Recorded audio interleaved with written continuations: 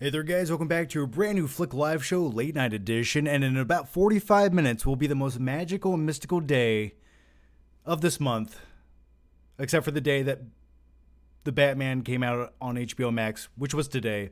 But besides that, tomorrow is my birthday, the day my mother made the biggest mistake of her life. But with all that said, you guys aren't making a mistake, so thank you so much for joining me for this late night live show. Really what was happening is I was editing a video. I won't have time tomorrow to make a live show, but I like to make a birthday live show once a year. You know, I like to celebrate with you guys, say, hey, how are you doing? We can hang out. We don't actually have any birthday candles, but we can find something to blow. And with all that said, let me open up this caffeinated beverage right here. It's better than any birthday cake you can get. How are you guys doing? Thanks for joining me once again. But yeah, I am editing a video right now. I've been doing it for the last hour and a half. And I was like, you know what? I need a break. So what do I do when I need a break away from video editing? Well, I make another video, but I do it live. Because I'll keep it real with you. I don't necessarily hate editing. Sometimes I like it when it's like a vlog, or there's like a skit or a flick trip. But editing a movie review is one of the most tedious chores I've ever done in my life. I would rather go pluck weeds out of a yard. I would rather clean a dumpster behind Walmart. Something about just listening to my voice on repeat for 5 hours straight, tweaking it, every little minute cut. I start hating myself. I'm like, shut up. So either way, I hope you guys don't hate me, and I hope you don't hate listening to me. So yeah, for the next 45 minutes to an hour, we'll ring in the birthday celebration together, and we'll just hang out and talk about some movies. There was one main topic I did want to dive into first, because I was like, I got to talk about this. I wanted to give you guys my live reaction to the brand new teaser trailer of Thor: Love and Thunder. And when it comes to Thor, he's sort of like my man crush. He reminds me of Patrick Swayze, but with even bigger biceps. He's become one of my favorite characters in the Marvel Universe, and he didn't necessarily start out that way. But when it comes to Thor Ragnarok, I love it. I think that's one of the most rewatchable Marvel films they've ever made. I can watch that movie once a month, never gets old. So suffice it to say, I'm really looking forward to Thor: Love and Thunder. I've watched the trailer once, on the toilet, on my phone, just once. And I was sort of in a rush. You know, other things were happening. I was preoccupied. I didn't get to really focus on it. So what I want to do with you guys is watch the Thor: Love and Thunder teaser trailer together, share some of my thoughts along the way. I'll pause it when I have something to say, and we'll keep going when I have nothing to say. So with all that said, let's watch this trailer together. I want to make sure you guys can see it. There, okay, you can. All right. This opening scene right here reminds me of Forrest Gump. When he's running down the driveway, there's just a pickup truck full of kids throwing rocks at him. Were once used for battle. Now they're but humble tools for peace. I need to figure out. Mama always said, life's like a hammer. Sometimes you just gotta pound it out. I like the vibe. It has like that 80s, like finding yourself vibe. Okay, right there. He's doing battle ropes, technically battle chains right there. And I've said this since we originally got Fat Thor in Endgame. I was like, they are going to have a training montage sequence, very reminiscent to 1980s movies or Rocky movies, where he trains to get back into shape. And it looks like they're giving me what I wanted. I've been wanting this for like 3 years now. So yeah, Fat Thor is going to shut off the pounds, get some abs back. I like his trucker hat, and I'm looking forward to this. I'm hoping they play some kind of like any music from Rocky 4 will be just fine in this montage. I hope this goes on for like 12 minutes.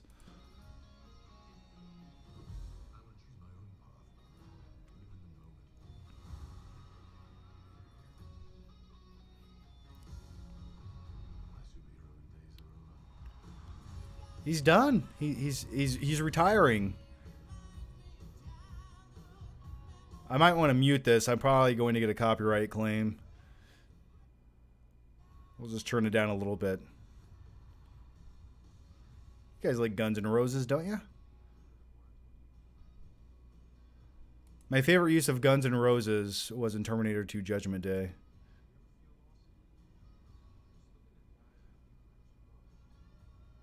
So definitely a lot of Guardians of the Galaxy. There's a man moment there.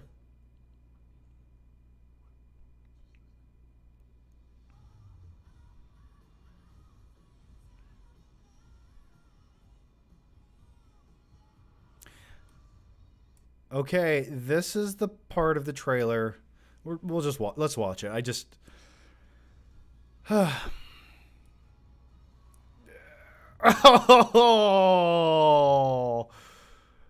comes out July. I originally thought that was coming out a few months later in 2022, but July.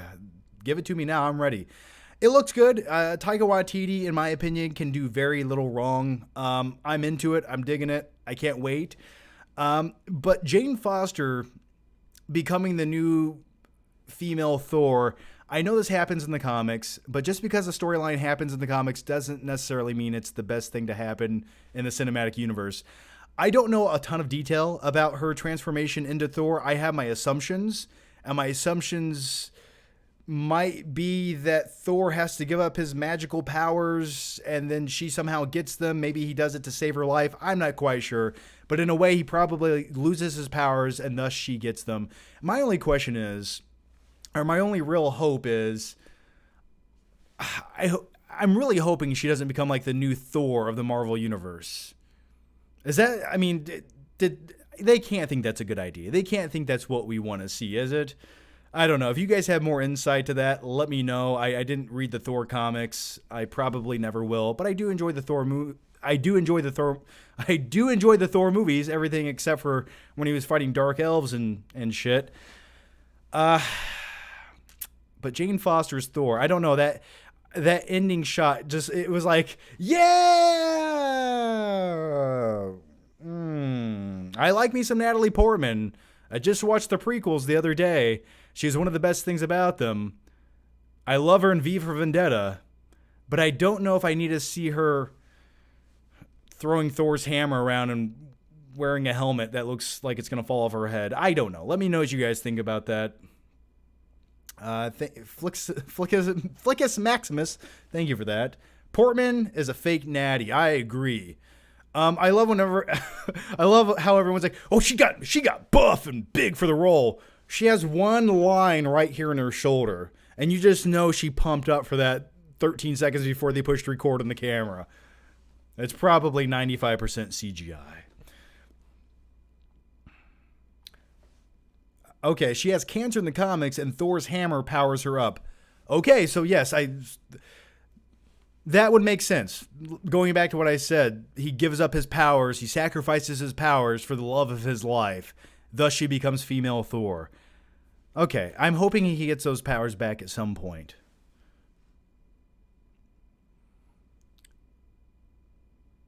I think that's what they want. She got lucky, and Black Swan was all Mila Kunis. I think Natalie Portman has tons of talent. I just don't think I need to see her as female Thor. Maybe, hey, who knows? Maybe it only lasts for like 15 minutes in the movie. Maybe it's just like a 15-minute thing and it goes back to normalcy. Or maybe it doesn't. The fact that they show it in the trailer, though, it makes me think like that's not the big reveal of the movie. The one thing that we didn't get in this trailer was any Christian Bale, who was the villain of this film. So that's one aspect they're completely negating in the trailer, which I like. I like when teaser trailers don't show everything. They just give you a slight vibe of the movie. And this teaser trailer did a pretty good job of that. But yeah, give me some Christian Bale as Gore the Butcher. I want to see what he's going to do with that role. I hope he just chews up the scenery and completely goes batshit crazy.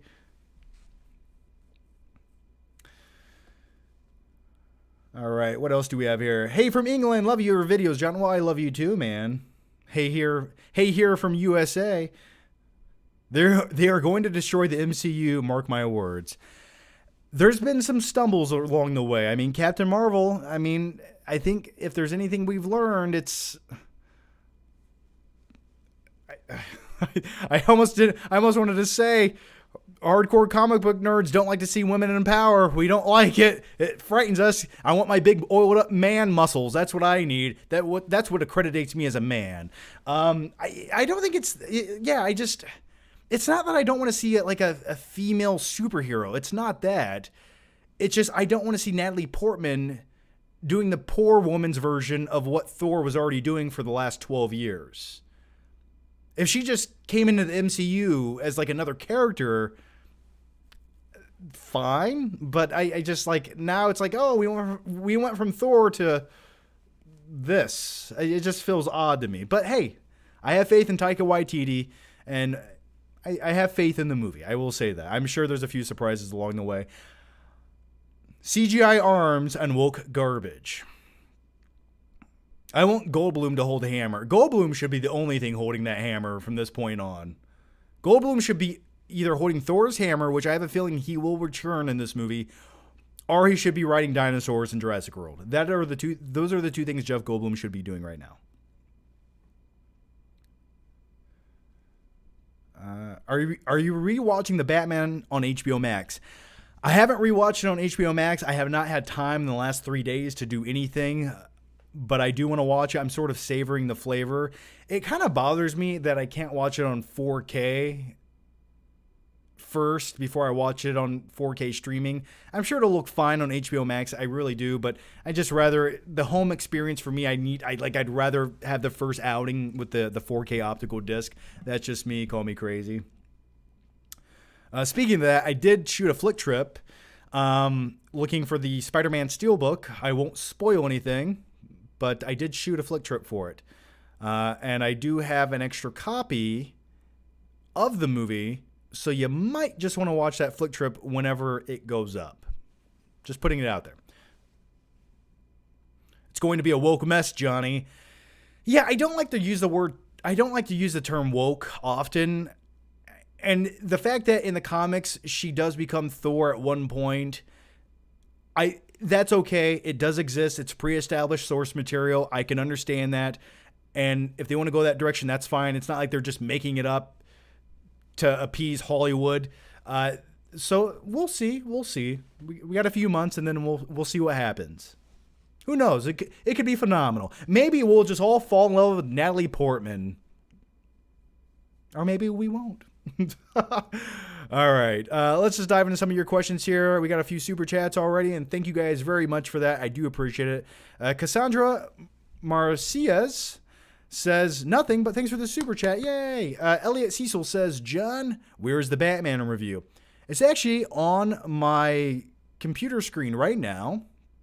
It's in the process of being edited. And from now on, I'm not going to say when videos will be uploaded. I'm not going to say it anymore. But it'll be up tomorrow. I know what you guys, and listen, I know I got some shit in the last live stream. People got angry. I was getting weird ex-girlfriend vibes from some of you, but that's okay. The fact that you care enough to comment means the world to me. So thank you for those harsh criticisms. But some people get a little bit crazy, and I understand. But yeah, I'm actually editing it right now. I was weeding through 2 hours of footage, and halfway through, I was like, I can't listen to myself anymore. I just can't sit here and like edit every little second of everything I'm saying. And the thing that really irritates me is I talked about that movie for 2 hours, and as I'm editing it, I'm like, oh, you forgot to say this. You forgot to say this. You forgot to say this. So I might have to go back in and add those details. So it's going to be a late night extravaganza. Extravaganza? I say Gonza. All right, let's keep going.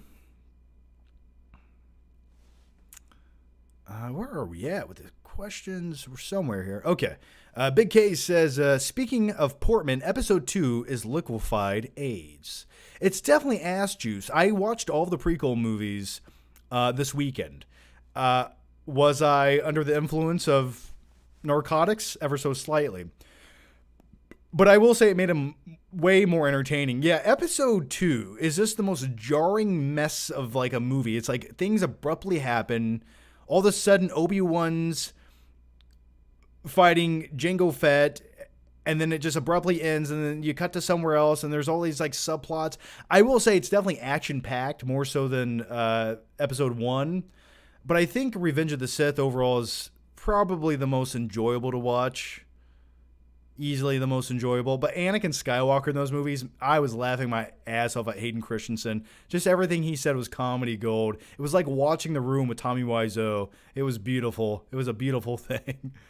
The next one comes from Farrell Lovely. Hey, how's it going? And you've been a member for 25 months, and I thank you for that. Happy early birthday, John. Well, thank you. We're about 30 minutes away. We're getting there. I'm on East Coast time, so it was my birthday this month, too, April 6th. Well, happy late birthday to you. Also, I'll be wearing my Magical Mystical shirt for the Thor movie. I was going to put my Magical Mystical Thor shirt on for this. I don't know where it's at, and I was too lazy to find it. So I put my Top Gun jacket on instead, and if you would like, I would like to put the Top Gun glasses on because looking at these bright lights is giving me a slight migraine. But that's okay, because I feel the need to answer more of your questions. Daniel Barracurio. Why doesn't anyone just have the last name Smith or Jones? You guys know I can't read, but I try my best. All right, Daniel. Do an Owen Wilson impression watching the Will Smith slap. Gosh, whoa. Get my wife's name out of your mouth. It's crazy. There's slaps left and right. My heart's pounding. We're just a couple young kids. Let's go live life. I don't know. That's all I have. Jesus says, get your life together, John. You're a piece of shit. Jesus, or Jesus actually says, not sure if you're into this, but did you hear Kendrick Lamar is dropping an album after 5 years?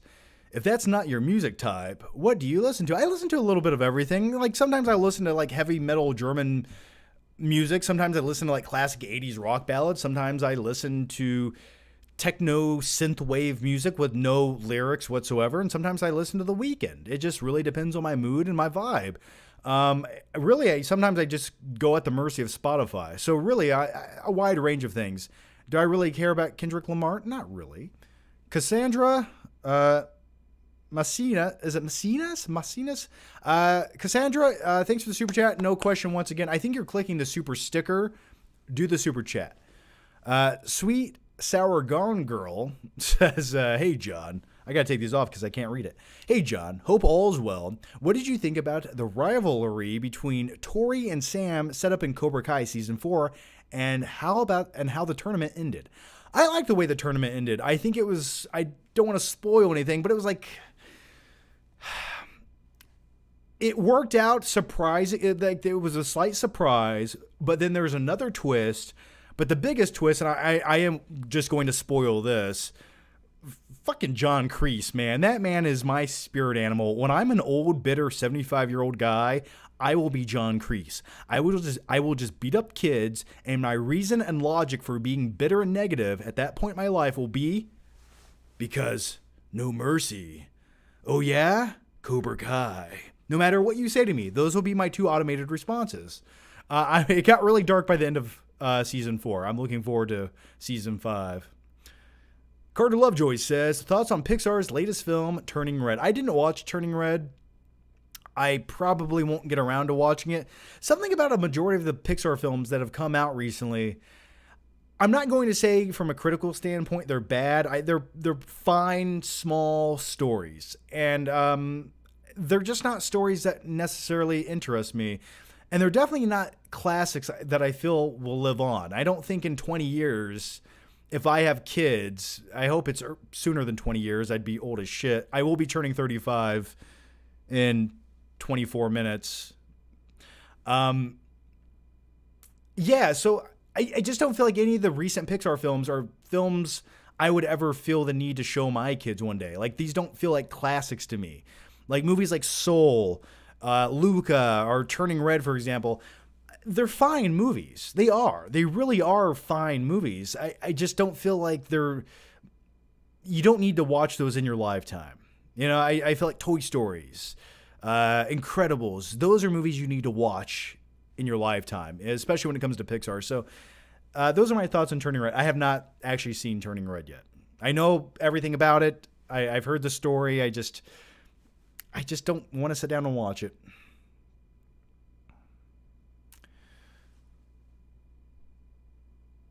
Tyler Watts. Hey, Tyler, how's it going?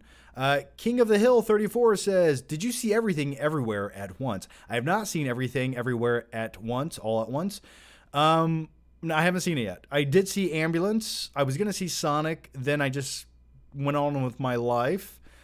I did watch a few movies that I had not seen recently on VOD. I watched, for the first time, I watched Green Book, which I had not seen. And I watched Coda, which won Best Picture of the Best Picture of the Year. And, you know, my quick thoughts on Green Book, I liked the majority of it. I think some of it was very on the nose. And my thoughts on Coda was, I did enjoy the movie. I really did. It was entertaining to watch. I liked the dynamic of the movie. I liked that the family was deaf and the only person that could hear in the family was the daughter who could also sing.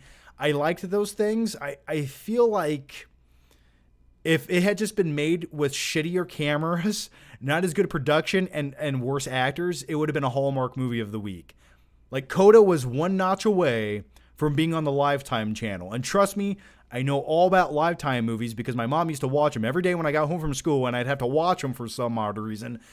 And I don't know if you want to take that as a complaint. It just felt like it was like, with minor tweaks and changes, it could have been a very forgettable movie of the week on Lifetime. But it wasn't that bad. It wasn't, I'm not saying it was bad like that. I'm saying it was reminiscent of that. It reminded me of a movie like that. Overall, I did like Coda, though. I did like it. Would it be my number one movie of 2021? Probably not. Would it have made the top 10? I think I could have replaced my number 10 spot or number 9 spot with Coda. Sure. Daniel Jones. Daniel Jones says he asked a super chat and somehow I missed it. But Daniel, I'm going to find it somewhere. Oh, you know what happened? It's on the, you must have asked it really soon. I'll find it, man. I'll find it, Daniel. Just for you, man. Give me a second, though. Daniel Jones. Okay. Yeah, sometimes before I go live, if you ask a super chat, it doesn't show up on my screen. That's what happens. Daniel Jones says, happy birthday, John. What's on the menu for dinner tonight? Unless you've already eaten, then what did you eat? And thank you for the question, Daniel, and thank you for the birthday super chat, man. Tonight, I go to this place called BurgerFi, and I get this juicy, delicious burger that has jalapenos on it, and then it has candy bacon on it. If you don't know what candy bacon is, it's like a sweet bacon. Oh, it's so good. And then onion rings. Oh God. Not only did I eat it, I consumed it. So yeah, it was definitely delicious. That's what I ate for dinner. Thanks for the question, man. The next one comes from, it's going to come from somebody here. It's going to come from George. John, do you listen to the director's cut commentary? Thoughts on Matt Reeves' iTunes exclusive Batman commentary? Haven't listened to the commentary yet. I would like to at some point. Like I said, that probably just came out today, and there's just so many hours in the day, and to sit down and listen to a 3-hour commentary, I did not have time to do it. But I will at some point do it. I would love to listen to it. There's probably a lot of things in there I would love to listen to, and I probably should have listened to it before putting out the review, but oh well. Maybe I'll do like a movie night of the Batman. My original goal was to do a watch-along of the Batman tonight, and I just did not have 3 hours to prep for it. So that was the original plan. But I figured, hey, we're still here talking about movies, so it's all good, right? It's all good. But I do want to listen to that. It does sound really enticing. I almost could listen to that just laying down in bed without even watching the movie. That would soothe me to sleep. Michael Parton says, thoughts on Swamp Thing films, and you've been a member for 15 months. Yay, thanks for that, Michael. The Swamp Thing, I've seen the Swamp Thing, God. I've seen one of the earlier Swamp Thing films. Was that the 80s or 90s? I didn't watch the TV show. I've heard it was decent, even though it got canceled after like the first season. I was always more into the Toxic Avenger. For me, that was the Swamp Thing of my childhood. Take that how you will, but I was always more into the Toxic Avenger. Just a mutated freak with one eye dingling over here. Gilliam LaBelle says, hey, John, Seeing The Northman in 2 days. Cannot freaking wait. Looks so epic and brutal. Can you reenact the Will Smith slap with Campia's voice? Is that what you come here for? Is that what you really want? I'll give it to you. I don't want to, but I'll give it to you. What am I doing? Oh, yeah, John Campia. How do you reenact that?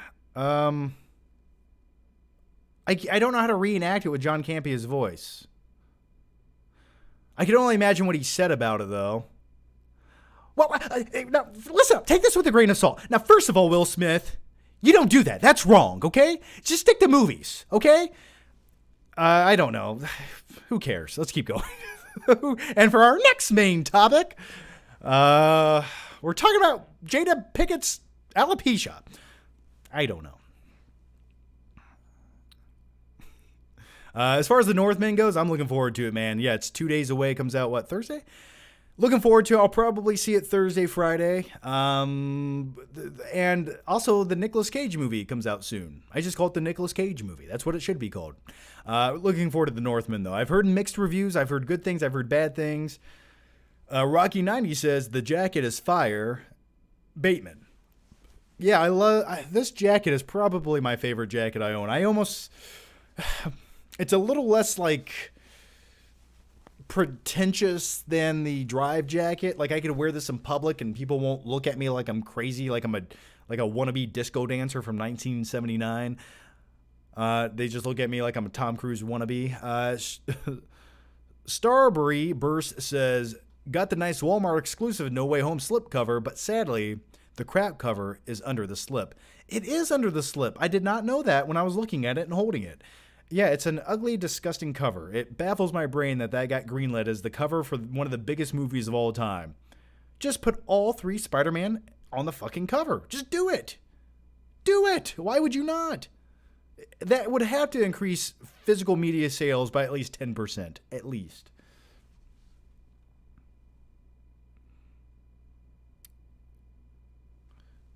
All right. Mason Arnold says, I've been drawing what I think all the rogues galleries could look like in the Batman. What do you think Bane should look like? There's been a lot of fan art over the years of Bane. I would like to see definitely a jacked up guy playing Bane. He doesn't have to look crazy like he does in the comics. He doesn't need to be 9 foot tall and 350 pounds. And he doesn't need to be bright, vivid neon green. But I would like... Maybe he has a sickly green hue to him. I would definitely like to see a guy along the lines of like Dave Bautista play the character of Bane. That size would be fine. Please bring back the mask. An incarnation of the mask would work. It doesn't have to look completely like a lucha mask, but it definitely, there needs to be a mask. And I would like if he's utilizing Venom. He definitely needs to be using Venom. And in my opinion, I think they gave us a little hint of Venom in the Batman towards the end of the movie. Some people call it adrenaline. I call that shit Venom. And I will stand by that. Tyler Watt says, hey, John, your thoughts on WrestleMania 38? I liked it. I think it was one of the better WrestleManias in the last couple of years. I mean, whenever you have Stone Cold in the finale match of the night, riding a fucking ATV up the ramp. Like, yeah, that's all. It was definitely fan service, and thank you. They finally gave us what more or less we wanted. I think it was like half of it was really good, half of it was like okay. The Johnny Knoxville match was surprisingly really entertaining. Like he threw a bowling ball at a guy's genitals. That happened, and it was beautiful, and I loved every second of it. So yeah, I liked WrestleMania 38. I did enjoy it. Michael Barton says, I don't mean to bring up politics, but what are your thoughts on Pete Buttigieg? He's my favorite. Also, it's pronounced Boot Edge. I don't even know who that is, man. Pete Boot Edge? I don't know who that is. Maybe I do. What happened? I don't know. Tell me. I've been out of the loop lately. I've just kept my head deep down in the sand and have been rewatching movies and just living my best life, man. Big K says, do you and Patrick Bateman have the same hobby? Dissecting girls, and did you know I'm utterly insane? Half of that is true. I won't tell you which half. But I will say we both have a rigorous skin routine, and we can both do 1,000 sit-ups. while we watch the Texas Chainsaw Massacre. But I have a slightly better haircut. What is this? Beauty? Bioty? Bloody? I'll go with bloody. What is your favorite city you've ever been to? I've been to a lot of cities. For me, favorite city is like, did you go there like as a tourist and just look around for a few days, or city that you actually want to live in? Those are two very different things for me. I'm a guy of simple taste. I like cities that are convenient, that have everything I need in a close proximity, and I hate people. A lot of people. Traffic is not worth it to me. So with all that said, I like where I live now. I live in Fort Wayne, Indiana, and you're probably thinking to yourself, John, who the fuck wants to go to Fort Wayne, Indiana? I've been to many places, and for some odd reason, my hometown just fits me the way it needs to. And like, sure, there could be a few more things I would like to be here, but it's good enough. I liked Columbus, Ohio. That was a larger city that had everything you need. It had an IKEA. What more do I need? LA is cool to visit. I just don't think I could ever live there. Let's see. Orlando's kind of cool, but once you hit the theme parks, it's just kind of a hot, muggy place to live. South Carolina was nice. The weather was nice. The location was nice. But for some odd reason, I just didn't fit in there. I don't know what it was. One of the cleanest, most expensive cities I've ever been to was Zurich, Switzerland. And that was just crazy and so clean and beautiful and really neat. And I went there 2 times, actually, and it was a really neat place. Now, if you live there, you need to be filthy rich. And that's probably why per capita they have more billionaires than any other country on the planet. But awesome place, except a hamburger costs like $22. That sucked, but that was also a really cool place. The next one comes from Gilliam LaBelle, and I feel like I'm saying your name wrong, but I'm trying here, buddy. Happy birthday, John. Which one are you most excited for, Doctor Strange 2 or Thor 4, and why?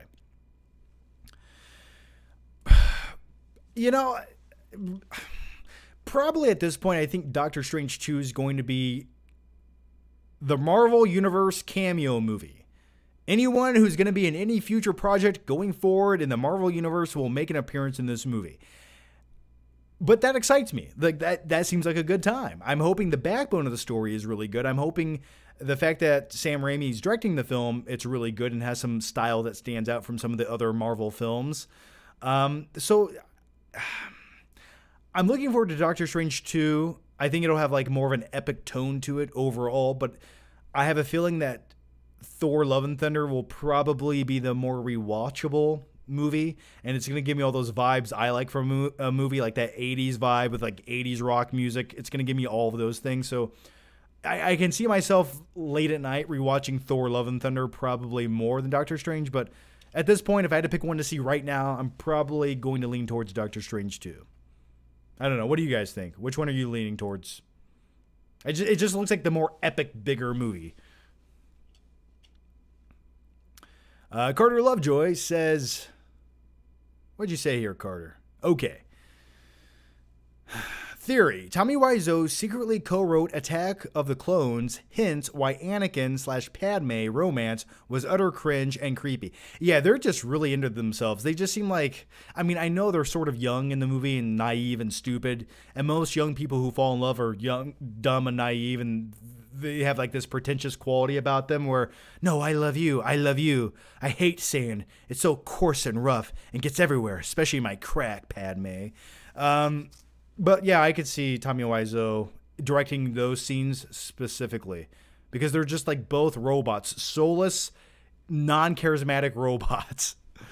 Bloody says, just made a YouTube channel last week. Any tips? What's your channel about? What do you do? What's it called? What do you talk about? Do as I say, don't do as I do.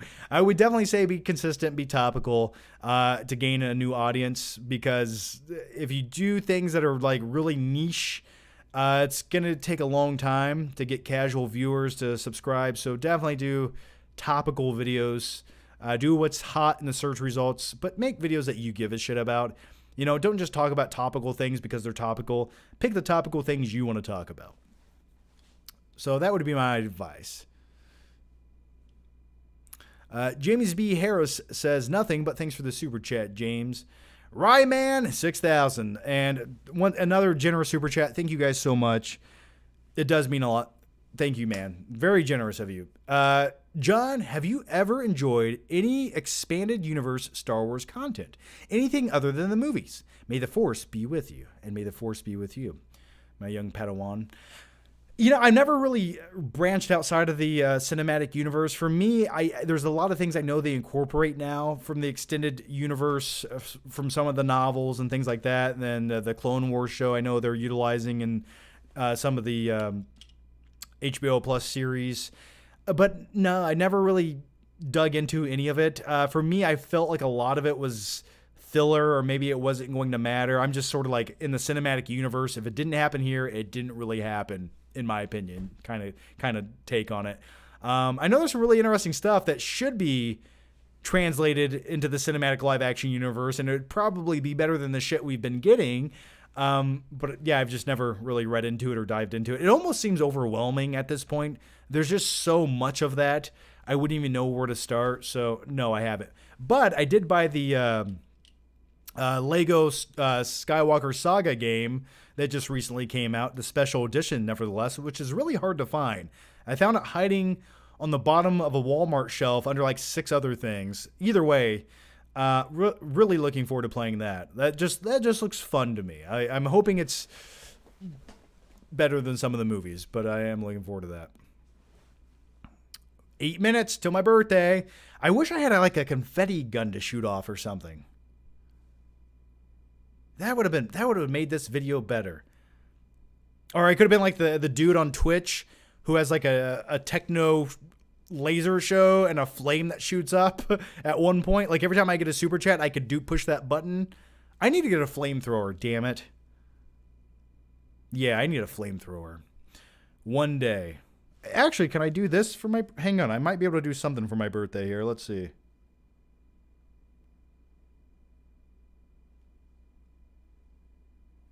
We'll see. I'll try something. Okay.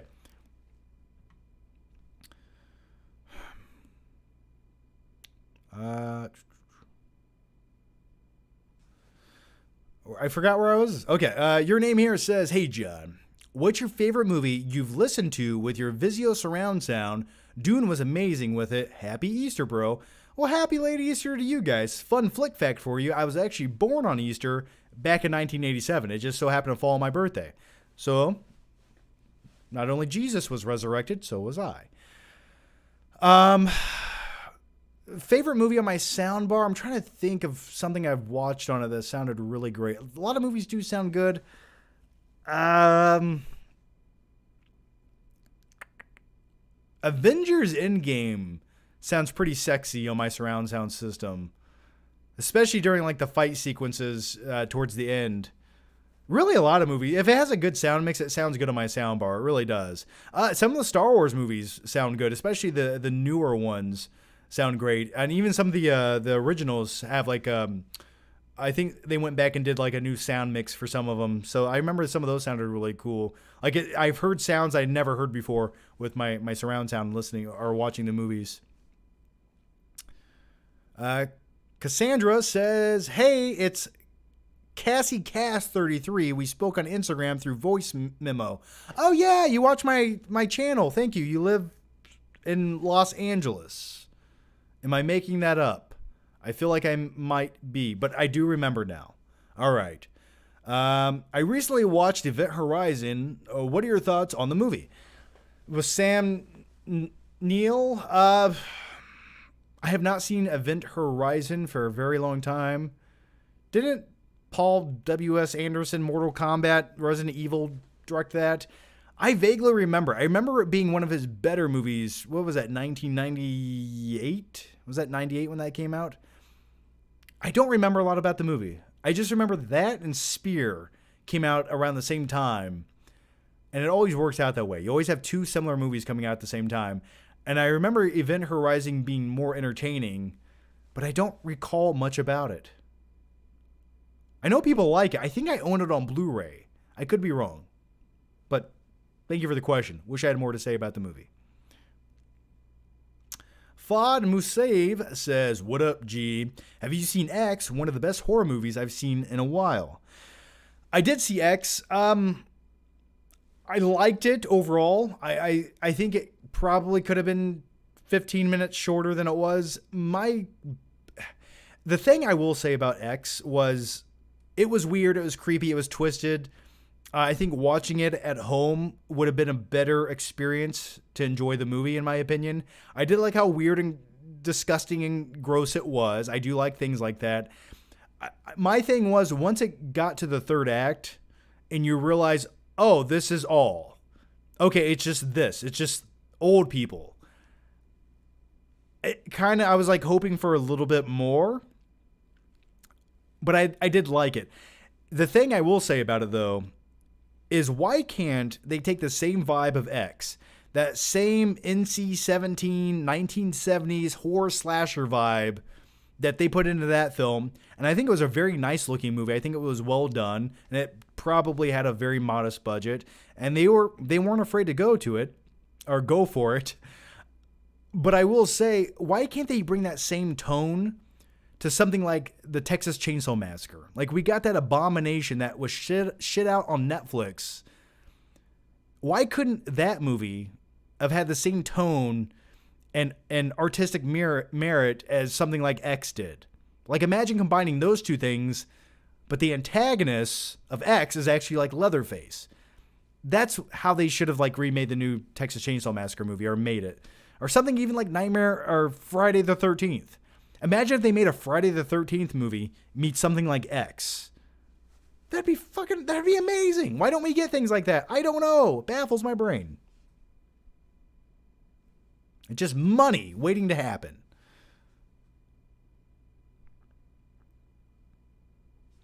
Michael Parton says, "Do you remember any Happy Meal toys from the past?" Yes, I remember the little Batmobile from, I think it was Batman Returns, and the little car shot out when you push the button. It was spring-loaded, and the front of the car shot out like it does in the movie.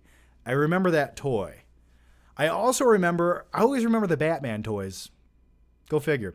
But I remember when Batman Forever came out, they had these clear glass mugs with some of the characters from the movie. And I remember trying to collect all of those as well. Not really a toy, but I remember those. Good times. Some of those are worth money now. It's crazy. I see Cosplay Chris in here.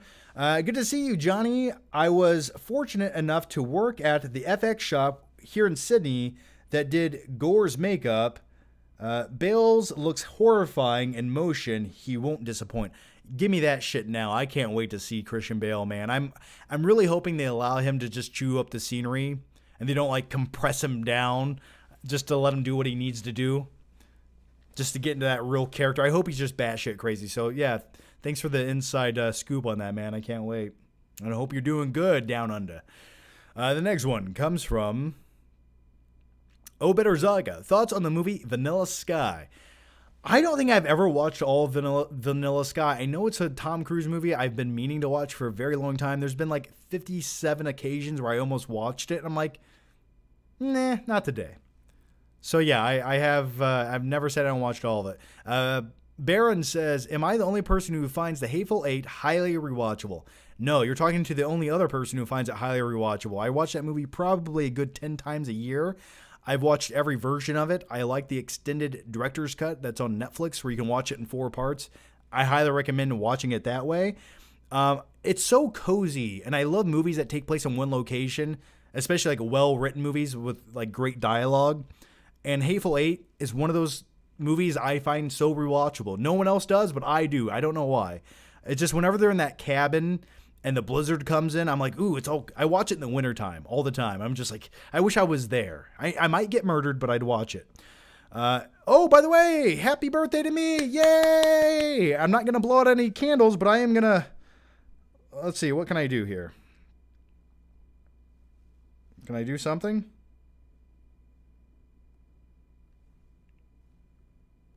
Why can't this work?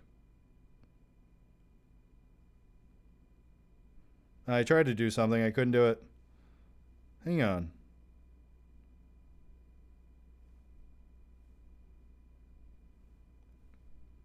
Huh. Okay. Shit, I was gonna have lights come on.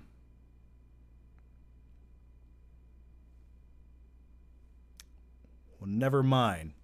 I tried. But either way, I'll take a drink of this. Thank you guys. Thanks, Connor. Thanks, James. Thanks, Mr. King. Thanks, Mika. Thanks, James. Thanks, Cosplay Chris, for the birthday wishes. And thank all of you for watching. You know what my birthday wish is? It was you. You want to know what my happy thought was? It was you. Say that on a first date and the police will get called. But thank you guys for hanging out. It's a birthday treat indeed. And after this, I will go eat a birthday cookie covered in frosting and then get back to editing a video. But yeah, we'll talk for the next few minutes. So if you guys have any questions, get them in now. I'll try to answer as many as I humanly and possibly can before my head explodes and I go edit a 2-hour video.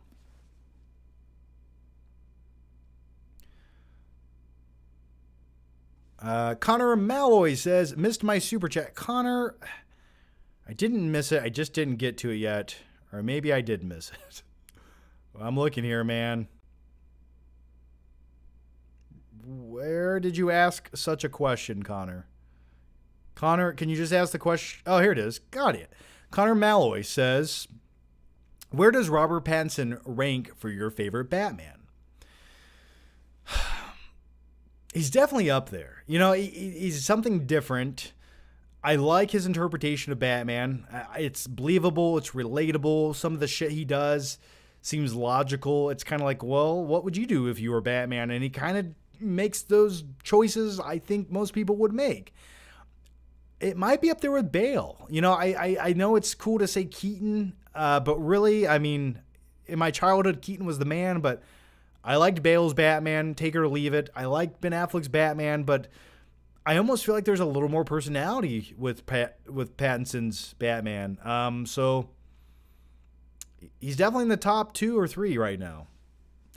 But the movie needs to be around a little bit longer. I can't just say it's in my top 5. Like, I need it to be around for like 6 months and watch it 5 more times before I really give that conclusive answer. Someone said he's 7 for me. He's 7? Holy shit. So George Clooney comes first? Adam West comes first? Robin to the Batcave. As I do a William Shatner impression as Batman. All right, you guys are killing it with the questions. All right, I need to hurry up here. Mason Arnold says, imagine if they made Clayface like an Elephant Man-esque character. I could see that. But the thing is, if you're going to have like a demented, crazy-looking villain in the Batman universe, it's like they've already made the Joker look utterly fucking crazy. Like, he looks like he tried to eat a weed whacker, and then it blew up in his mouth. So, like, he already looks crazy enough. How, like, yeah, you would have to make Clayface like Elephant Man. But if he's just all flopped over like this, like, I don't know, something about that. It's like, yeah, that sucks and you're kind of creepy, but maybe not all that imposing of a villain, you know? I don't know. I think the concept of Clayface would be cool, but I just don't know if the execution would translate well. Maybe they'll put him in the Arkham series or whatever they're coming out with on HBO Max. Majestic Beast says James Cameron or Christopher Nolan. I don't like that question. It really depends. I think visually speaking, if I was going to have a cinematographer or if I was going to have a director direct my movie, I would probably hire James Cameron. I love them both.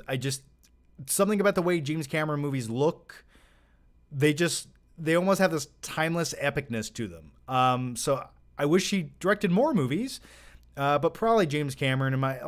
That's hard to say. They both have like 5 movies I really love. So it just depends on the genre of movie. Robert says, do you like Reservoir Dogs? The torture scene is very hard to watch. I do like Reservoir Dogs. Oddly enough, not one of my favorite Tarantino movies. That and Jackie Brown. But I like Reservoir Dogs. I know he wanted to sort of remake Reservoir Dogs in a way, which I think would be interesting. I think he could do something really clever with that. James B. Harris says, 5 best movie theater experiences have you ever tripped? On mushrooms? No, man. I'm not eating shit that grows on shit. I'm sorry. I don't trust it. I'm a weird guy. I'm a weird guy when it comes to that. 5 best movie theater experiences off the top of my head, that's impossible. Watching The Dark Knight was pretty majestic. I will say that. Watching that on opening night was a really cool cinematic experience because that was back at a time.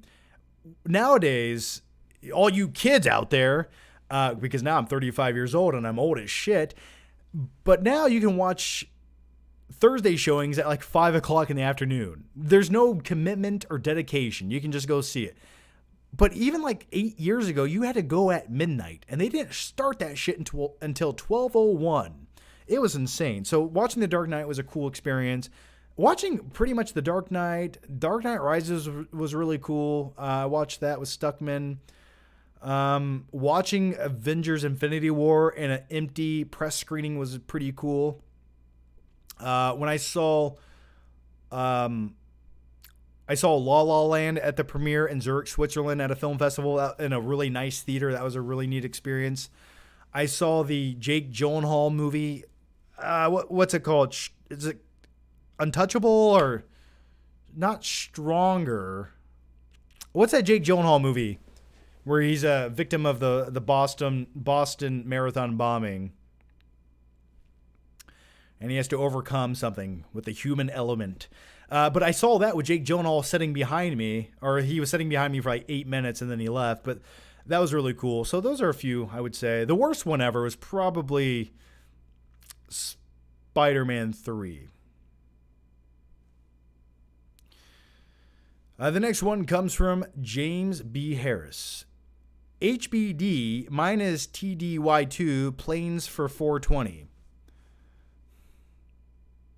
I don't know what you said there. Happy birthday. Mine is today? Your birthday's today? So is yours 419 or 420? Plans for 420. Okay, it took me a long time to figure out all those abbreviations. I'm sorry for that. Yes, plans. Keep it simple. Probably going out to dinner. My mom got me a plant. It's odd. You turn 35 and you like getting plants. It really ties the room together. It really does. Like, my living room was missing something lively, something fresh, something organic and green. And now that I have a huge plant in my living room, I like it. It's like having a friend. So thanks, Mom. It's like the dude says, that it really ties the room together. All right. Michael Parton says, I got the new Kirby game for Easter, which was dope. Awesome, man. I never played Kirby games. Never played them. I've been playing a lot of Rocket League. Does anyone else play Rocket League? It's like crack. I'm addicted to it.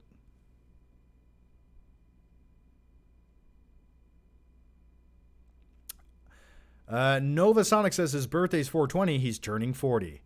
Well, happy early birthday to you, man.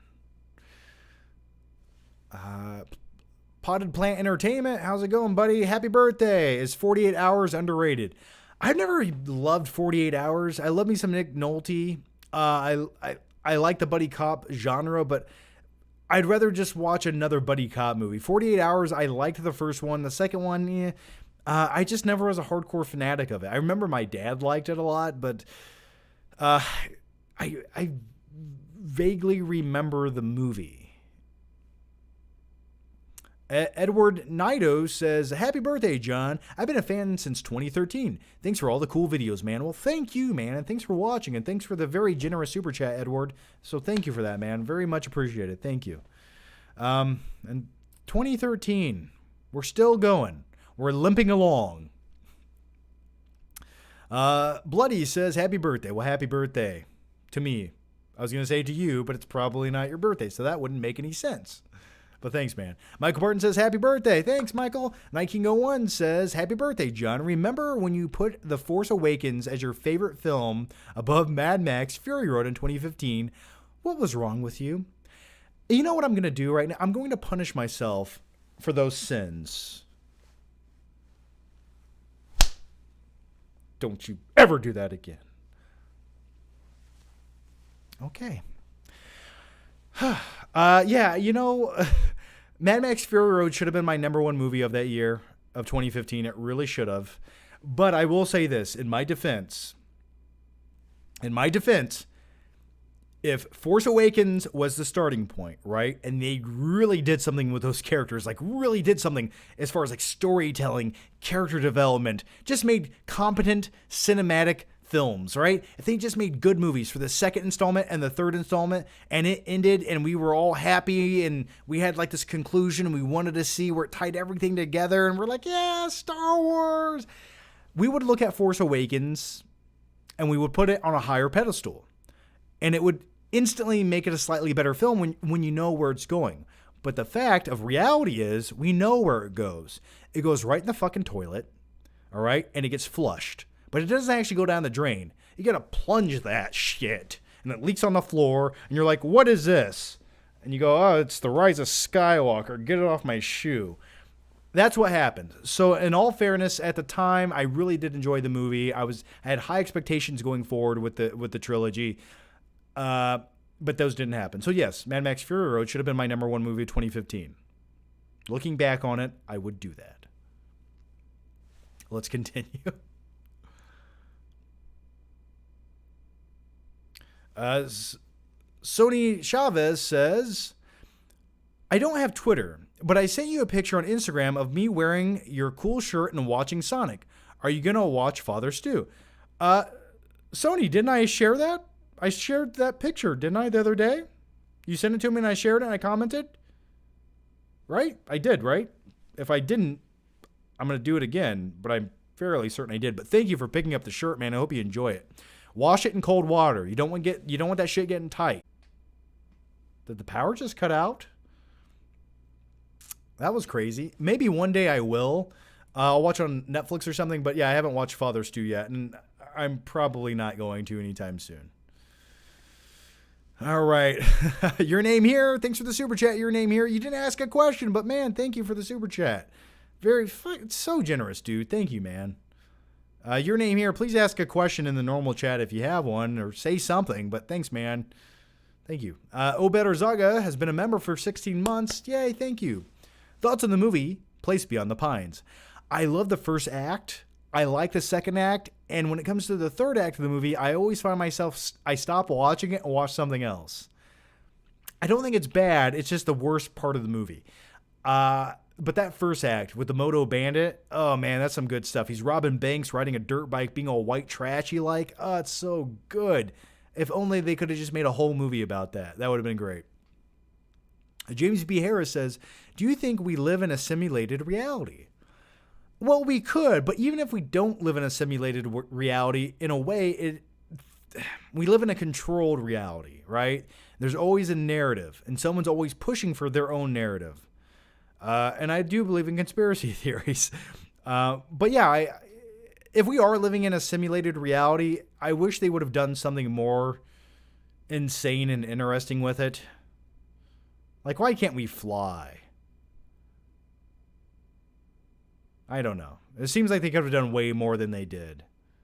It just seems kind of like a really mundane reality if it's simulated. It's like you could have done more. Call me crazy. I don't know. But if we are, who cares, right? If you perceive it as real, it is real. Even if it's not real, some people pretend it is. All right. Even if it sucks, some people like it anyway. That's what I've learned in life. Michael Barton says, do you love Brokeback Mountain? Would I like to be in the tent with Jake Gyllenhaal and Heath Ledger? Yeah, I would. I'm not gay, but hey, you're going to put me in that tent for a few minutes, I'll be there. I might just check things out. I might not even touch. I'll just watch from a distance. I'll just watch from a distance. And then I'm going to leave. And no one can ever talk about it again. I mean, come on. It's Jake Gyllenhaal. You're telling me you wouldn't? All right. Tom Yom says, just watch Mad Max 2, The Road Warrior. What are your thoughts on the movie and the chase at the end? Your name here says that was a birthday gift. Just showing my appreciation. Dude, thank you for that. Thank you. Thank you so much, man. And thanks to everyone who's just watching or commenting right now. Thank you guys. So thanks. I love me some. So The Road Warrior, when I watched Fury Road, at first I didn't know what to think about it because I was so used to like the guerrilla kind of grittiness of Road Warrior, which I've always loved. And then Fury Road is so clean and just so clean looking and polished. It kind of threw me off for a little bit, right? It took me 2 times of watching Fury Road to love it because I love the look of Road Warrior so much. That chasing at the end, I've been watching that movie since I was probably 7 years old, and I'm glued to it every time. I love that movie. I love that story. The tanker chase at the end with Lord Humongous with his oiled up pecs and his hockey mask. It's so good. And his little henchman that wears assless leather chaps. That's great stuff. You just can't make movies like that anymore. Like, you just can't. Like, Fury Road kind of did, but it just still couldn't do it. Mason Arnold has become a member. Yay! Thanks, Mason. OE Review says, what do you think of Moon Knight? I think it stinks. So I've watched the first and second episode of Moon Knight. I have not watched the third, but I will say this. I don't know why, when it comes to the Marvel series on Disney Plus, none of them have this bingeability. Like, I always give them a chance. I'm like, okay, in the first 2 episodes, sell me. And they just can't seem to do it. I don't know what it is. Like, they always just kind of go, blah. Like, it's just like, you can do anything you want, but what do? Blah. Maybe it gets better. I'm not really, it's not one of those shows that I stay to watch when it's released. You know, I know the third one came out last week. I haven't got around to watching it yet. I usually watch it with a buddy of mine. We just haven't yet. And if I never did, I probably wouldn't care, to be honest with you. Like, it's gotten to that point where I don't care. I really don't. I don't know what it is with their series in the Marvel verse of things. Like, why can't they make them better? Like, I think when it comes to Star Wars, something like Mandalorian, like, they perfected it. They did exactly what they needed to. Obi-Wan looks pretty promising, but something about the Marvel Cinematic Universe of shows, I don't know. I haven't found one I like or love just yet.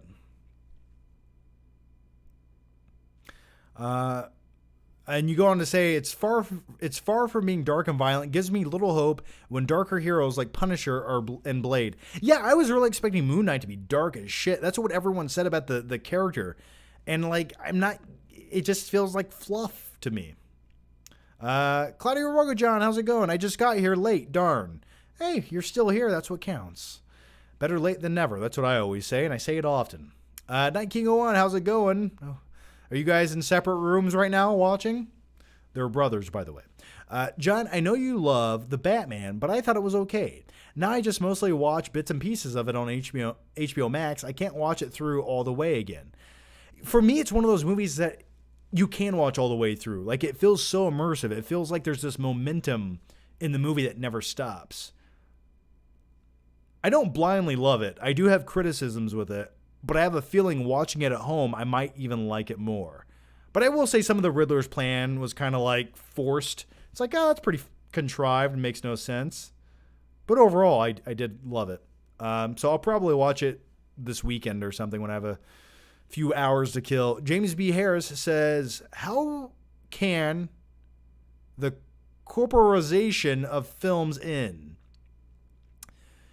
Well, stop seeing them. Stop seeing movies that suck. I guess that's the best thing you can do. Like Morbius.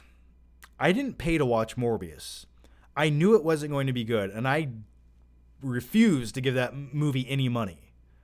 Okay? I refuse. I didn't pay to see it. I saw it in the theater. I did not pay to see it. And I feel okay about that. I actually feel better about that.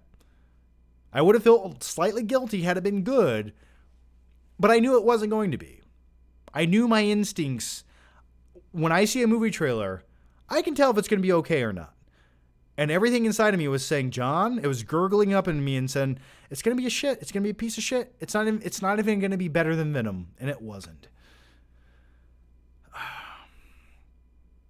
Is it Faisal H? Faisal H says, happy birthday, John. Well, thanks, man. Are you going to have a cameo in Stuckman's new horror film? It would be fun to see you die on screen. I would love to die on screen. Probably not, though. Probably not. He probably wouldn't want to like distract anyone who's like a YouTube fan. Be like, oh, there's Flick Pick dying. It would kind of like take you out of it, right? It's like, I don't know. Probably not. But I wish him all the luck. Ghostface Killer says, opinion on Stranger Things Season 4 trailer. Looks pretty epic and dark, man. And they're definitely going dark with it, which is what I think they need to do. Like, they need to just push the limits of this shit. I am hoping we still get some, like, nice 1980s throwback vibes of, like, the teenage kids doing things. That's always, like, my favorite aspects of the show. But it looks pretty good.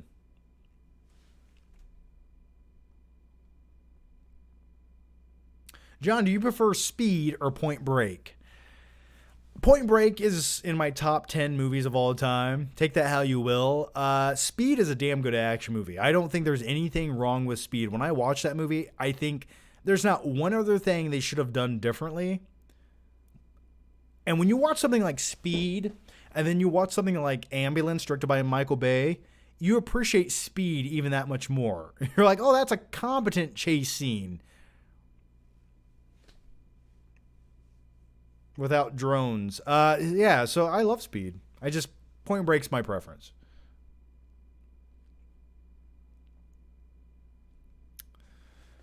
And by the way, once again, guys, thank you for all the birthday wishes in the chat. Thank you, guys. Thank you. Means a lot. I've been 35 for 23 minutes. 2 balls, 1 nut, because only I like your name there. How did you see it for free? So what I did is I just walked into the movie theater and sat down and watched it. That's what I just walked in. I just sat down and watched it. See, there's something you can do in life. If you fake confidence and you act like there's somewhere you need to be and it's way more important, people don't bother you. So I just walk. I just walk and sit down. And if someone bothers me, I'll buy tickets. I usually do. But it was just something about that day. I was like, you know what? The principle of the matter is I'm just going to go walk through this lobby and sit down in the theater and watch this abomination against humanity. And that's what I did. I suffered through it and I watched it. Okay? I've given Sony enough publicity over the years. I feel like it's the least they can do for me. All right?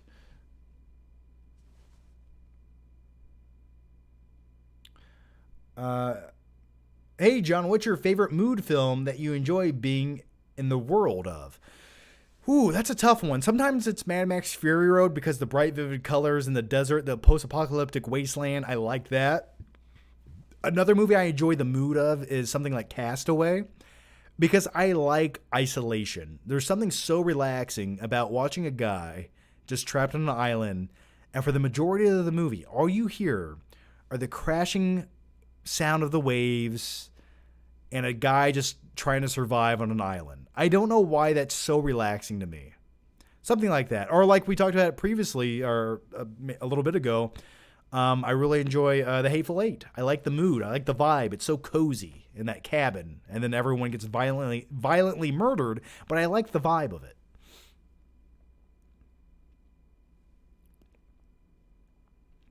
James B. Harris says, rank streaming services best to worst.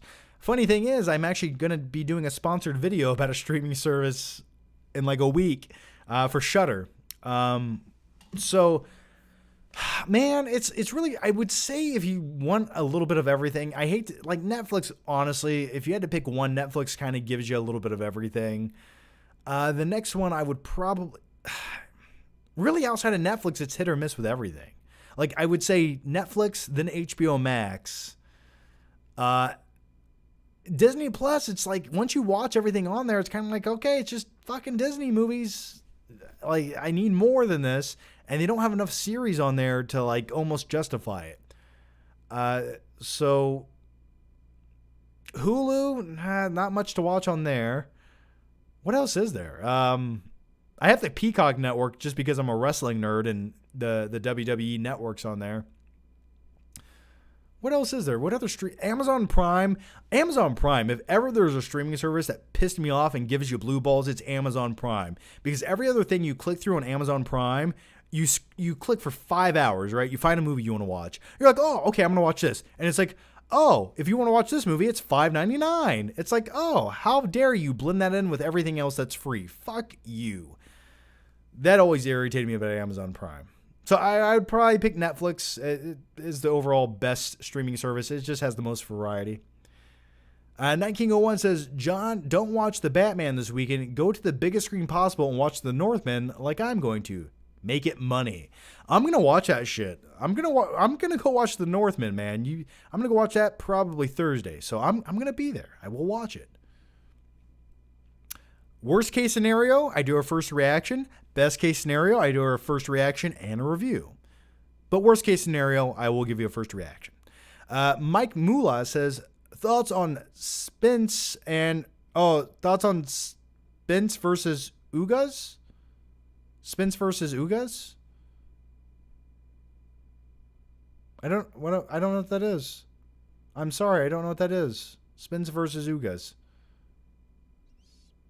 I don't know what that is. I'm sorry. Yeaman John says, I'm really curious how they will introduce Robin and Mr. Freeze in the Batman universe. That'll be interesting. Well, I think Robin, he'll probably have a very minor role. I feel like in the next installment, you'll probably have, who knows, maybe it picks up a couple years after this movie or 5 years after this movie. Where he's sort of in the swing of things as Batman, and then you have that version of Robin being like a very young teenager. And maybe, just maybe, Bruce kind of takes him under his wing, no pun intended, and maybe there's a few moments with him in there. And maybe by the third movie, they kind of push that. But I'm hoping we never see a full-fledged Robin. Like, it would be okay if, like, that kid was helping him ever so slightly, like in the Batcave, but not actually dressed up as a vigilante, as Nightwing or Robin at any point. That's what I would prefer. But who knows? Maybe they're setting up that character of Robin to have a larger role in the HBO series. Maybe they'll focus more on him at some point in that. And that'll sort of be like, rather than Batman, well, here's like the coming of age story of Robin as like a subplot in that. That could be a possibility that they could do. That could work. I don't know. Mike, nope, already answered that. How do I think they'll introduce Mr. Freeze? No clue, man. He'll probably be some psychotic serial killer that has some kind of defect. I doubt he'll be wearing a fishbowl on his head, but James B. Harris says, how often do you visit Indianapolis? Not very often, honestly. I very rarely have a reason to go there. I'm going there for, I mentioned this a few live shows ago. I'm going there for this eye procedure operation thing in June. Actually, I'm going there for the orientation or whatever, the consultation, and then I have to go back. But so I'll be there in June for a doctor's appointment, which really isn't that fun. It's at 8 o'clock in the morning. So yeah, it's not going to be a fun time. But I probably go there like once or twice a year, maybe. Nerd or Die. Happy birthday, John. Well, happy birthday to me.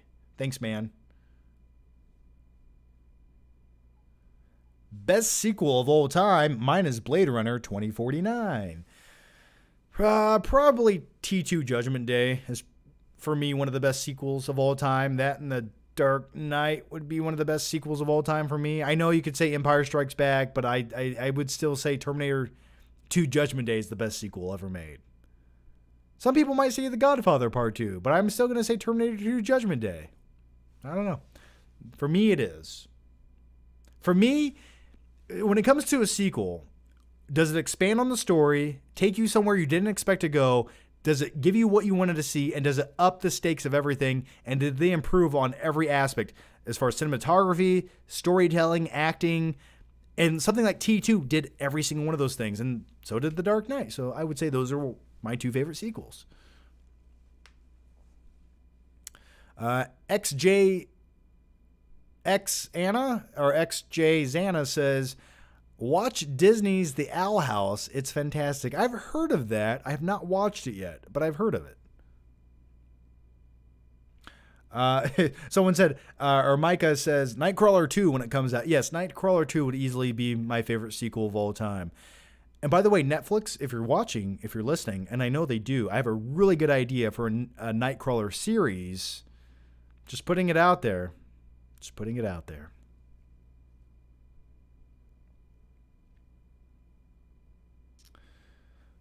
Yeaman John says, why audiences are not interested in Spielberg movies anymore. His last film, BFG and West Side Story, bombed at the box office. Because he's not making movies people want to see. It's as simple as that. And some of the movies he's making, I don't understand why these are the movies he wanted to dedicate 2 years of his life to making. Like, this is really, that's the story you wanted to tell? Like, that's the one you needed to get out there. This one. Okay. It's like no one wanted a remake of West Side Story. No one, BFG, I was hard to get through. It looked bad at times. Yeah, I don't know what he's doing, man. I really don't. I wish he would do something great again. He needs to do something amazing. I would love to see a great Spielberg film, but he's like tapped out. I don't know why. Claudia Rowajon says it's ambiguous in Moon Knight whether Khonshu is real. I don't care if he is. I don't care if he is. I don't care if it's his imaginary friend. Either way, it doesn't matter to me.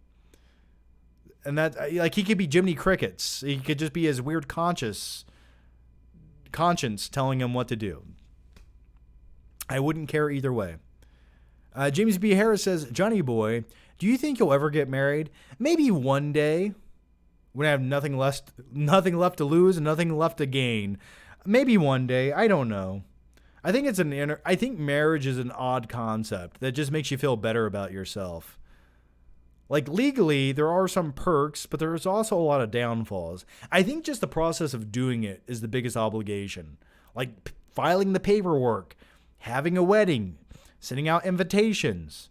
Then I got to talk to my family. It's like, it's all these things I don't feel like doing. Maybe. I don't know.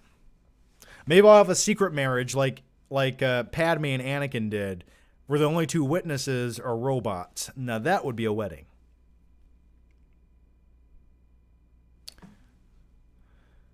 That dude gave you $100 super chat. No, it's Yeaman. Thank you for. It's not really $100. It's $100 in his currency. It's not really $100. I'm not complaining. I'll take 50 cents or whatever you guys want to send. But it's not. It looks like $100, but really it's his currency, so it's not. But either way, I love me some Yeaman John, man. Michael Parton says marriage is bullshit, to be honest. Typically, I mean, there's a reason. Like, what is it? The divorce rate is like 50% or something. Last Spielberg movie I liked was Minority Report. Yeah, I would say probably Minority Report and Catch Me If You Can were my last favorite Spielberg movies. Honestly.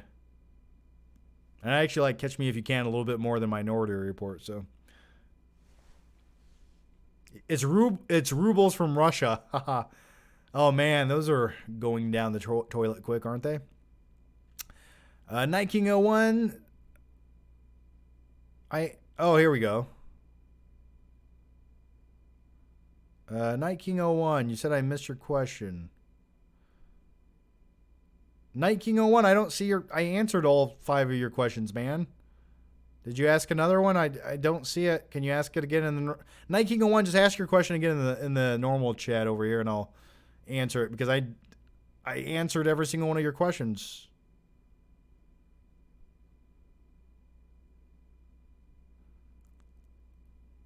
Oh, here we go. Sorry. I lied. Mr. Freeze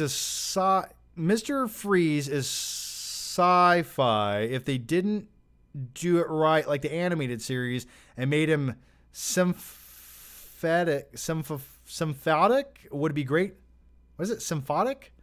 Unlike Arnold, who I love, Freeze well. Yeah, I don't know. Who knows? Maybe he has some kind of blood condition where he's anemic and he has to take iron supplements. I don't. They could do that. Who fucking knows, man?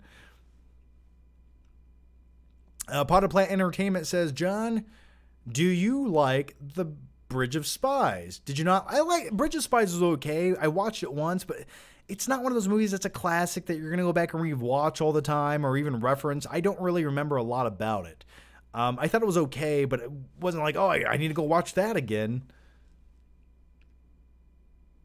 Spielberg needs another wartime epic. Yeah, he could, right? I mean, he could make something. I would like if they made another classic war movie, like 1800, 1700, 1600, something. I don't know. Pick a war. Any war in that time period, I think that would be interesting. That's what I would like to see. I think we have enough World War II movies. We have enough Vietnam movies. We have enough like Desert Storm and Middle East war movies. I want more like classic, like 1800s war movies. He even made this. Yeah, he made Lincoln, which revolves around the Civil War. So, we'll see. Why doesn't he just make a sequel to Hook? Do that.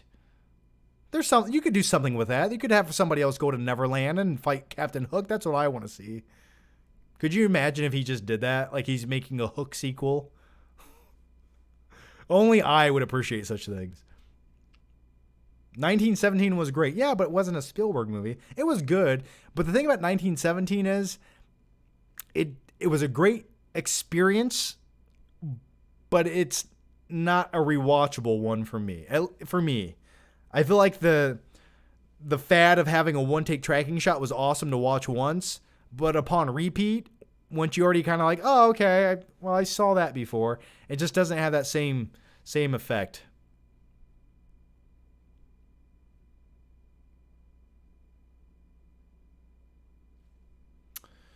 James B. Harris says, if you have to live before 1950, what year would you choose? You know, I've asked myself this question many times. If I could go back in time, when would I live and where? And I think to myself, man, I really do like technology. I like the internet. I like that I can make YouTube videos. I like that I have a smartphone. I like that Google tells me things. I think technology right now, if it just stopped, it would be great. So going back pre-1950s would be scary because you have to think. We didn't get the fucking polio vaccine until the 1950s, right? That's kind of scary. That would suck. You could get syphilis and die. Like, I don't know. There's a lot of things that could go wrong very quickly.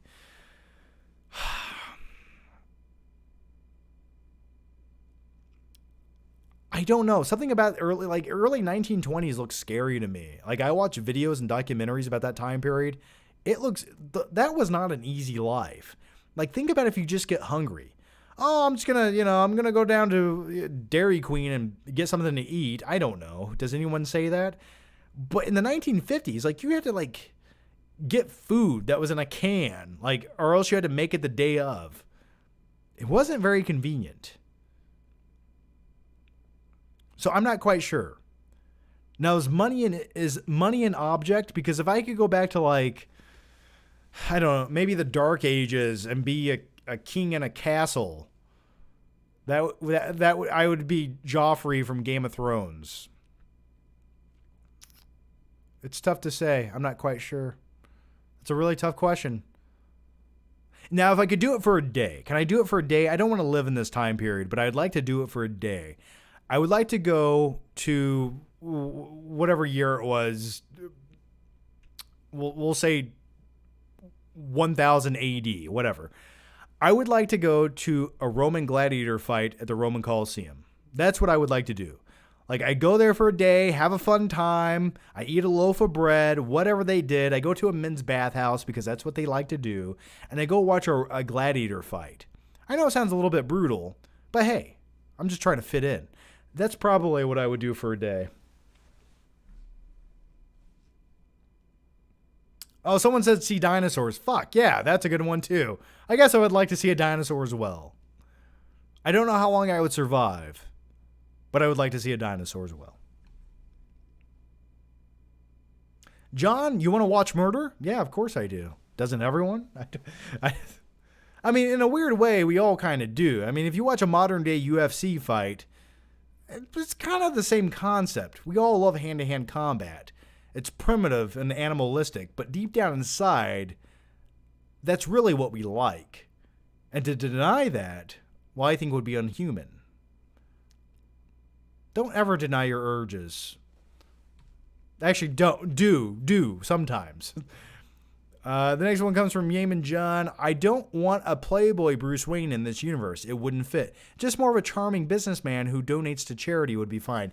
I think you'll probably get a mix of both those things. I don't think he'll be the flamboyant playboy ever, but he might turn it on of being a philanthropist. He'll probably be more so that going forward, a little more public. I could see that. I don't think he'll be swimming in the fountains at hotels like Christian Bale was in Batman Begins. But that's what I would do. Hostel was a good movie. Oh, Hostel's hilarious to me. That scene where me and my friends still do this all the time whenever someone has a pair of scissors. When the one guy, the girl's strapped in the chair, or the guy's strapped in the chair, and the guy comes in, he has clippers, and he's like, ha, ha, ha, ha. I don't know why that makes me laugh. You and Cosplay Chris plan on doing a collab? Maybe at one point. I think we had an idea to do a podcast or a video together, but the time just did not work out. But one day it'll happen. I think we both would like to. Night King 01 says, you just made me want to watch The Patriot again. More war films from this revolutionary era. Except the British were also over the top in it. Yes, they were like evil British people. No, The Patriot's one of my favorite movies of all time. I watch that constantly. I love it. It's a little hokey and cheesy, and it's not exactly accurate, but there's not enough movies set in that time period. I do agree. I really do enjoy it. I actually like The Patriot more than Braveheart. I know. I just think it's I think it's far more interesting. I don't know. And I think it's so underrated because if you watch the performance given by Heath Ledger in that movie, that's some good stuff. Cool jacket. Thanks, man. It's my Maverick jacket. All right, go watch The Easter Promise. You'll love it. Okay, I will. Mel Gibson epics are always good. He has Apocalypto, another Mel Gibson movie that he directed, but damn good movie. Doesn't get enough credit. James B. Harris says, if you had to serve in any wars, which one? Maybe Desert Storm, maybe. I don't know, man. Sometimes in a war, you have to believe in what you're fighting for, and I feel like more often than not, it's the concept is great, what they sell to people, but what actually is happening is we're just fighting for resources half the time and power. That's hard to pick which war I would fight in. It really is. That's a hard one to pick, man. That's hard. I definitely would say not Vietnam. That looks awful. World War I looked pretty awful, and deadly. What's the most laid back war we've ever had? I don't hear a lot about Desert Storm being that bad. Maybe Desert Storm? I don't know. That was in the early 90s, late 80s, wasn't it? Yeah, World War Z. That's the war I want to fight in. No, actually, that'd be the worst. The Cold War in the 1950s? I don't know about... I don't want to go far overseas. I don't know. Maybe the Civil War, but even that wouldn't be fun because I just know I'd get shot in the arm and have to get amputated, and they would just saw it off.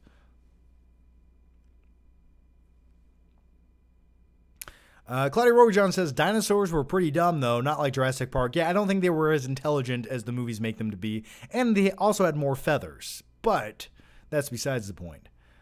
Shut Up, Cat Production says, you watched The Dark Knight Returns cartoon? I did. I watched part 1 and part 2.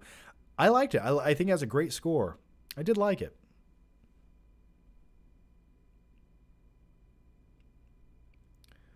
Lieutenant Dan Forrest Gump. Yeah, I would be Lieutenant Dan Forrest Gump. I just know that's how it would turn out. I fucking know it. Oh, man. I would end up becoming Lieutenant Dan Forrest Gump if I went to Vietnam. That's who I would become. It's the truth. I'm not going to deny it. Someone says you should fight in the Clone Wars. Oh, God. That would be great. I think watching it would be more of a battle, you know? Yeaman John says, where do you think the so-called vegan James Dean River Phoenix career would have gone? So my theory about River Phoenix, who I think was a great child actor, is he would have been in the majority of the roles that Leonardo DiCaprio ended up getting, because they were they were almost the same looking person that you would cast in all of those roles. They had the same style, the same look, and the same age.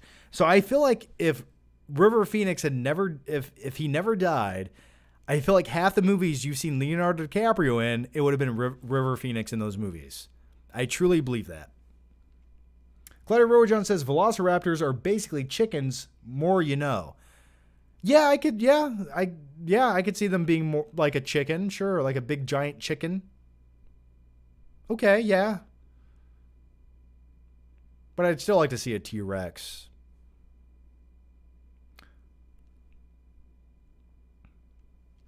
Claudia Rojan says, in the Moon Knight comic, Khonshu is ambiguous, my bad. Oh, is he? I'm sure he's ambiguous in this one, too. I doubt they're really going to have a giant... Isn't he like a giant bird guy or whatever? James B. Harris says, John, besides caffeine, do you have any other addictions? Probably a handful, which I don't want to share here. Nothing crazy, though. Oddly enough, I'd never really been addicted to anything. Like, I'm able to, like, shut everything off whenever I want to. It's a weird thing. I think my worst addiction that I have is laziness. Like, I can just lay and stare at the wall for 14 hours, and it's beautiful to me. It's glorious. I love every second of it. Night King 01 says, The Patriot and Braveheart are the same film. The plot is identical. They are both cheesy melodramas with cartoon villains, but I like Patriot more. Yeah, they're basically sharing the same blueprint. Absolutely. The same structure, the same blueprint. Yes. It's just, which time period do I find more interesting? And that's definitely the 1775 time period. Shut Up Cat Productions says, dream casting Christoph Waltz as the Joker. The problem is he cannot hide his German accent. That's the problem. That's really the only problem. I would rather see that, though, than Barry, what is his name? Barry Cohagen, whatever. I'd rather see it than him, though. I'm not really a fan of him. He's too young to be the Joker. Claudia Rojan says, another reason the show is underwhelming. Yeah, the show is just kind of boring. It's sort of like, okay, I get it. You have split personality identity crisis, and I get the concept here. And I like that you kind of turn into this alter ego badass ancient assassin. And then the other half of it, you're just this rambling, annoying guy with a terrible accent that I don't want to listen to, just being really indecisive to the point where it's almost frustrating to watch you at any point, where I want to see you get hit by a double-decker bus. So, yeah, I get it, yeah. Claudia Rojan says, yeah, velociraptors had a red thing on their head. Yeah, like a rooster, like a gobbly rooster thing that gobbles around or moves. Can you prove that, though? I don't think that's ever been proven. I think that was a theory, though. Michael Parton says, I had an eating disorder.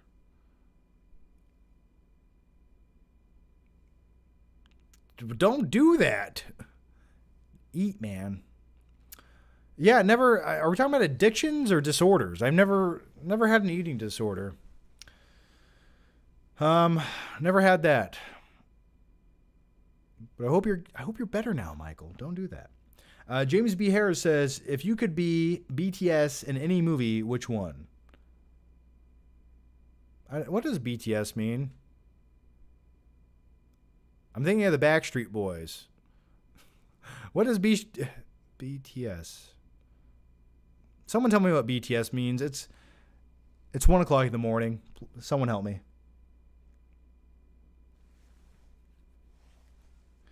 Am I the only one getting tired of Disney owning Marvel? No, I think they're still putting out quality content. I just wish their shows were better. Their shows are all so underwhelming. It's like they tiptoe around to fit into this universe.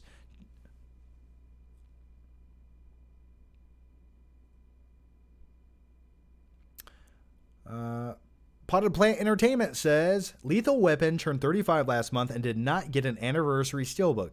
Would you have bought one if they did? I have the Lethal Weapon collection on Blu-ray, so I don't really need another edition. I think, is it? I have the Blu-ray. Did they come out with a 4K of that? I don't think they did, right? So I think the Blu-rays I have would be fine. And I don't think I've watched Lethal Weapon on Blu-ray in 10 years of owning it. So Claudia Rojan says, also Mark is the main personality in the comic. Yeah, I'm just at a point where I don't care about it, to be honest with you, man. I just don't. I like Oscar Isaac. I thought the first episode was interesting, but I just don't care what happens at this point. Maybe I'll watch the finale and call it a day. Oh, behind the scenes. Okay, sorry.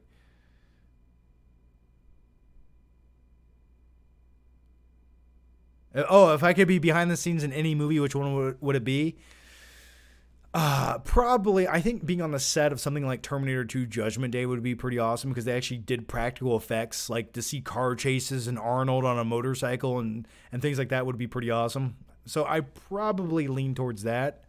Also, though, being like speaking of James Cameron, being on the set of like Titanic just to see like the actual physical portions of the ship that they created would be really cool to see. So anything with like a big scope would be awesome. Like, imagine being on the set of like Star Wars. Like just being on one of the sets, you know? That would be neat. Or like being on the set where they shot the Ewoks in Return of the Jedi. I would like to pick up a Ewok and hold it, take a picture, and then throw it.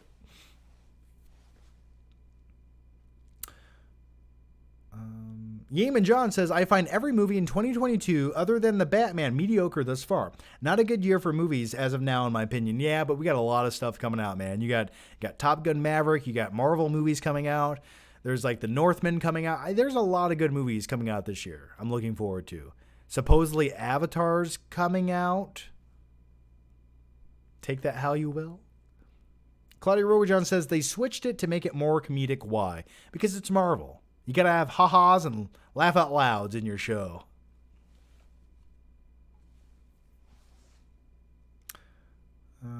Michael Parton says, didn't mean to share that. It's very personal. Nothing's too personal to share here, man. Share your thoughts. Share your opinions. Don't hold back.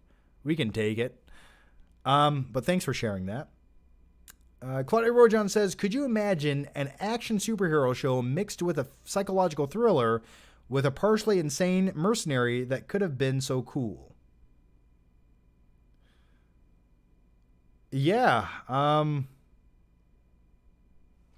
That sounds like what I want to watch. It kind of reminds me of Batman a little bit. Or something like Punisher could have been awesome.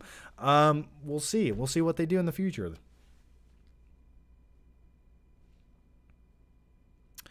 All right, guys, I'm going to answer just one or two more questions. It is getting late. I need to return to editing. I'm getting hungry. I'm going to go eat a birthday cookie and at some point go to sleep. Really, I only wanted to do this for like an hour and just hang out with you guys to bring in the birthday new year, the birthday, whatever it is, just to say hi to you guys. But yeah, let's answer just one or two more questions. What about Sonic 2? I have not seen Sonic 2 yet. I just don't really, I will watch it at some point. I just don't feel the urge to watch it. Like, okay, there's CGI Sonic. It's kind of like the video games, but not really. Sonic's sort of like a superhero sidekick puppy dog. It's sort of like Pikachu the movie. except now it's Sonic. It's not really the game per se. It's just him hanging out with a guy. I don't know. It just, something about it just, it doesn't entice me to see it. James B. Harris says, favorite Kubrick film? Mine is Eyes Wide Shut. That is not my favorite. Probably Full Metal Jacket would be one of my favorites of his. Happy birthday, John. Well, thanks for that. Claudia Rojan says, I was talking about Moon Knight if it wasn't clear. I know what you're talking about, man. I know what you're talking about. I got you. Michael Parton says, do you have a cake flavor? Favorite cake flavor? I'm like a vanilla whipped cream kind of guy with a little bit of chocolate. Maybe cookies and cream. That's usually my go-tos. I don't like anything too crazy.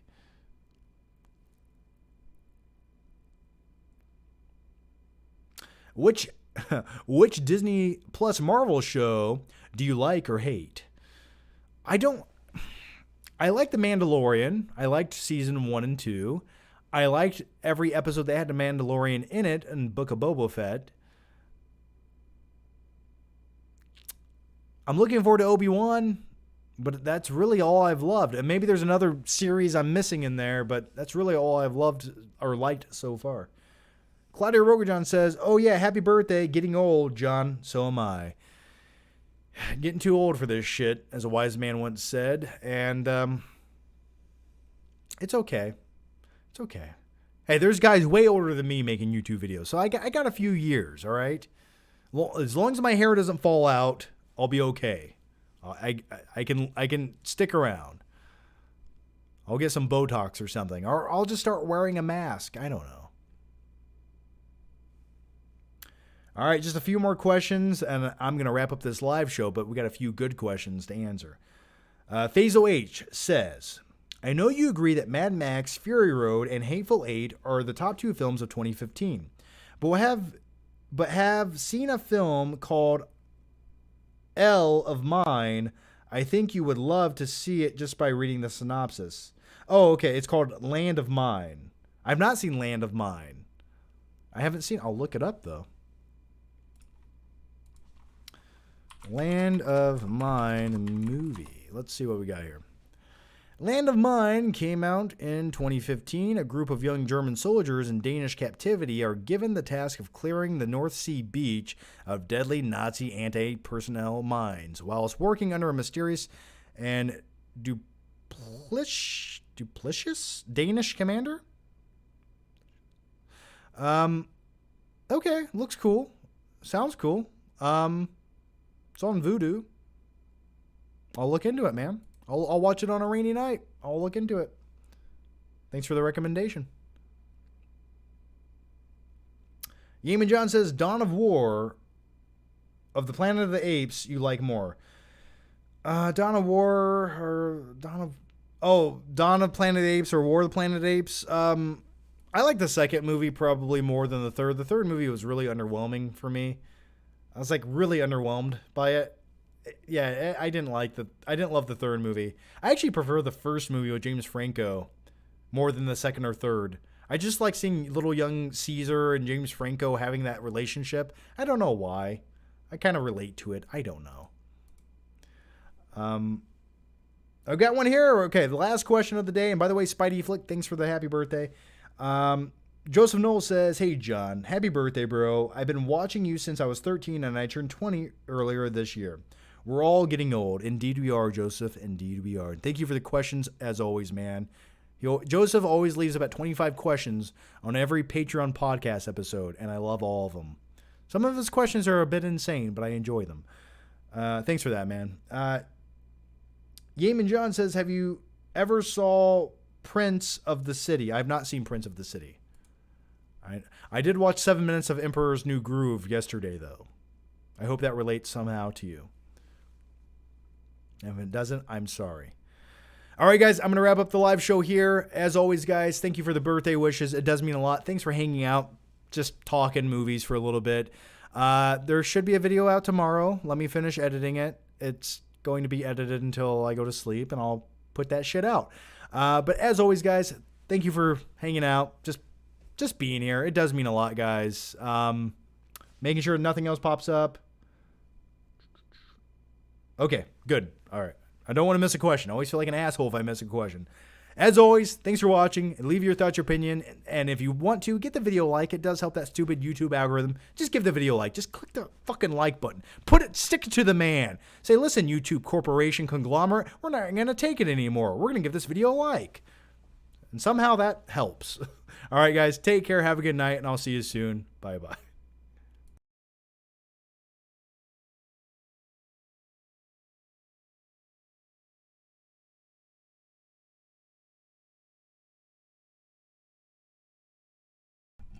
Claudio, you're not supposed to leave another question. Rise is like a messed up Curious George. I think I said that the first movie of James Franco was like Curious George, but the very dark version of it. Okay, I'm going to bed now. Actually, I have to edit. Take care, guys. Thanks for the birthday wishes, and I'll see you next time. Bye.